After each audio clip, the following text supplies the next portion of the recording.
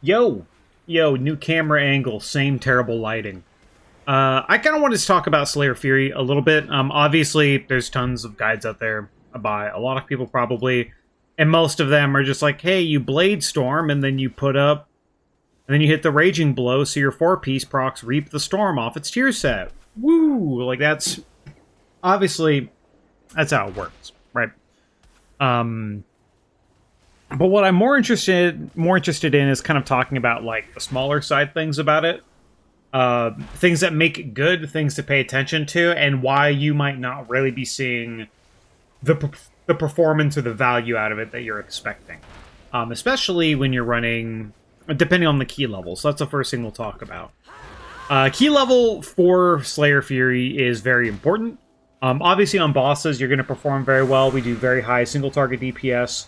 On AoE, you might be wondering, why am I falling behind? Why am I not doing as much damage? And basically, people are really geared now. If you're doing your weekly 10s and maybe there's a couple rats in there, and you can really actually kind of munch into the pack and just get proc after proc after proc and really ramp that damage, it's gonna look really good. But if you're in a full group of even 10 to like a 12 key, at this point, of people that are like 712, 715, even higher. There are other classes that do a lot of burst AoE. Like, let's see, what class would you like? Feral Druid does a ton of burst AoE. It's quite good. BM Hunter does a lot. BM Hunter's a little more sustained, but within their burst windows, they're playing Dark Ranger. They do have a lot of burst damage, and basically, you're not going to see the real value of the class when you're playing in what I would consider at this point lower keys, right? And it's just because the way the class works, you simply don't have enough time to actually ramp your damage. So if you're playing with like geared guildmates and going, well, why am I not topping damage? I see people doing 8, 9, 10 mil DPS overalls. Why is that not happening? What's going on here? And simply put, the mobs are dying too fast.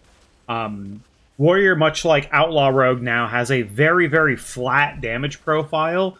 So while other classes are obviously doing more damage in the burst window, those smaller ads are dying, the weaker ads are dying, the priority mobs still might be there, but to really get the full like value and effect out of it, the key level is obviously going to be very, very important. So if you're looking at kind of low results, especially when you're doing lower keys, 10s, maybe even 12s, just because people have a lot of gear at this point, like you're playing with a Ret Paladin that's just blasting AoE every 30 seconds, like, your overall is going to be lower just because you actually need to have a higher key level to kind of do the damage to chunk into the mobs. So everything just kind of explodes at this point with the amount of gear people have. The other thing is, when do we execute? Right? When do we execute? What I've been doing, at least the way that's felt right to me, is when you're at 3 stacks of marked for execution, I think it's right to execute. Because obviously you're in the pack, you're doing your stuff. You're just stacking Reap over and over and over again. But when is it right to execute? For me, it's not when you get the sudden death proc, it's when you go to 3 stacks of marked for execution. Now, the current WeakAura that we have doesn't track it specifically. Like you see, I'll go to 3 stacks of mark for execution, but it still shows this. So you can go on 2, but the WeakAura that we have is kind of built more for a single target. So if you want to min-max it a little bit yourself, I felt like playing around the 3 stacks, just so you have the maximum amount of value, maximum amount of CDR, while also trying to do the maximum amount of AoE damage. One thing you can find yourself getting into is if you're following this WeakAura that we have for Fury Slayer execute conditions, you'll find yourself casting execute a lot more than what you normally would, when most of the time, if you're doing mass AoE, you kind of still just want to hit Raging Blow. The other thing about it as well is, especially in lower keys, one thing you're probably going to find is one of the more important parts of Slayer Fury is having your Bladestorm up at the beginning of every single pack. The reasoning for that is just very obvious. If you go into a pack and you Bladestorm, you're going to be able to put Mark for Execution on all of the mobs, right? Then you can instantly start AoEing like you normally would, and it's not going to be a problem. But if you're in a situation where, let's say you're in a lower key, let's say everything just kind of blew up, you had a couple, like, really high overall, like a Ellie Shaman and a Feral Druid or something, and everything's dead and blown up. You want to start by pressing Bloodthirst until you're, I would say, roughly to about 5 stacks. This is kind of Feely Craft, mainly because there's probably an accurate number that you really want to go for, but it's so small that I don't really care, and it doesn't really matter in like 99.9% of situations. So for me, I will always just prioritize Bloodthirst until I get to about 3 stacks. You might get lucky with some reprocs through Raging Blow as well. Once you get to about like 4 to 5 stacks, I think you're fine to really actually just start hitting Raging Blow over everything else.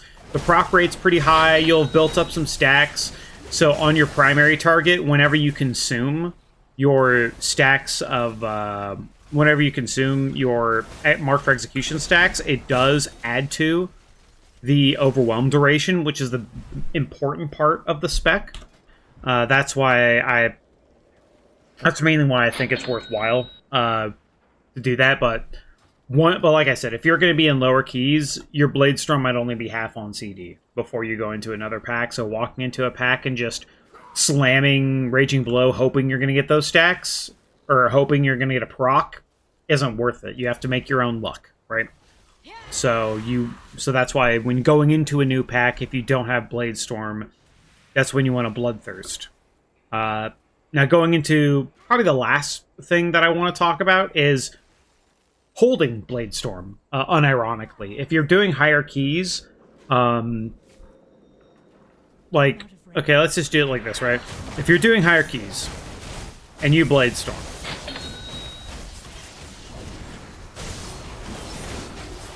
no problem. Basically, like, so, okay, I need a better visual for this, sorry. Essentially what I'm trying to show is, like, if you're in a pack, how much damage is it to actually Bladestorm over just keep hitting Raging Blow? In my experience, like, let's see if I can get it. Let's see if I can drop everything. I want to hit 1 raw Reap the Storm, and then Bladestorm is what I want to do to show the damage numbers. I have to wait for all this to fall off. I have to wait for this to reset. Okay. So we're going to hit 1 raw. Let's make sure we're enraged first. So we're going to hit 1 raw Reap the Storm. If it'll proc.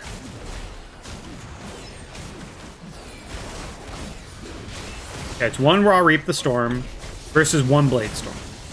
And I tried to make sure they are both... So obviously Bladestorm will do a little more damage because of the Overwhelm debuff, adding percentage based. But if you look at the actual amount of damage, you can probably get, I would say, 2 to 3 Reap the Storms in the full duration of your Bladestorm. So if we're actually looking at damage, Reap the Storm is actually pretty close to Bladestorm and has a high proc rate within that window. So we're really not losing almost any damage. I mean, we're probably losing a little bit, but realistically, we're not really losing any damage by, in the middle of a pack, sitting on Bladestorm. The only time I would Bladestorm a second time inside of a dungeon pack is if the pack is, like, still somehow 60 or 70%, or you're doing a really high key, right? And the damage just isn't there. Maybe you're the only one popping CDs on this pack. When it's like that, I'd say it's fine to probably send Bladestorm again. But holding your Bladestorm, I think, will lead to a lot of people's overall performance increasing. Because the amount of damage you're actually gaining by sending your Bladestorm is far, far less than the amount of damage you'll make sure you have in the next pack by Bladestorming first and being able to apply the Overwhelm debuff to activate our tier set. But yeah, honestly, I just kind of want to yap about it a little bit. I kind of touched on it somewhat on when I made the original video, but there are some small things and some things that are somewhat interesting about it. But yeah, no, I think Slayer's doing pretty good. You actually get a surprising amount of healing from Death Drive, especially in single target. I am a little worried about its overall performance on like higher keys where you might actually die. But the reality is, compared to a lot of other classes, especially to something squishy like Hunter, we can hit Berserker stance, or we can hit defensive stance and shield spell reflect for anything that we actually like really need. So by the time we're getting to one-shot levels, we don't really have like an Aug Evoker, Coddle, or people might start trying to run more defensive trinkets to live. But realistically, we should still be tanky enough, even though we don't really have a lot of defensive value in our tree. The other thing you might also note as well is concussive blows. Seismic Reverb is something that we take all of the time with Mountain Thane because Thunderclap does a lot more damage. But the important part of Seismic Reverberation and why it's bad for Slayer specifically is because how it interacts with Whirlwind. I'll talent here just to show you. But obviously you'll see Whirlwind got buffed quite a bit, so it does a decent amount of damage, right? So Whirlwind does a decent amount of damage. But you'll see this little bit here, right? This little point here. This is what Seismic Reverberation actually is. With Thunderclap, it takes your hit and then does that hit again at 30% of its value. With Whirlwind, it takes one hit of Whirlwind. So Whirlwind hit here 30 times. When you Whirlwind, you hit 6 times with Whirlwind, right? So 6 times 5 is 30. It's taking one of those hits and duplicating only one of them. That's why Whirlwind does such little. That's why Seismic Reverb is actually worth very, very little, even in AoE. It does next to nothing in terms of damage. However, that's why I've been taking concussive blows. This is more of a PvP talent, really. But because it's so useless for Whirlwind and these other options outside of, like, Wrecking Throw might be an okay option for, I don't know, the Streets boss. It drops a shield, but, like, you don't really need it for that. It allows you to have a 5% damage bonus for 10 seconds to a mob and lowers the CD of your kick, meaning you're one of the... We're obviously not 12 seconds like Shaman and DK, so we're not God's gift to Earth in terms of kicking, but it gives us a damage amp on caster mobs, which are generally more dangerous. There are bosses that are also kickable, like, say, the Halls of Atonement, third boss that you can kick repeatedly. This boss, when you kick it over and over again, you just get a 5% damage amp against this boss. I don't know if there's any other mobs specifically that you can kick. You can kick, like, the Oasis boss, you can kick, Salami, you can kick. There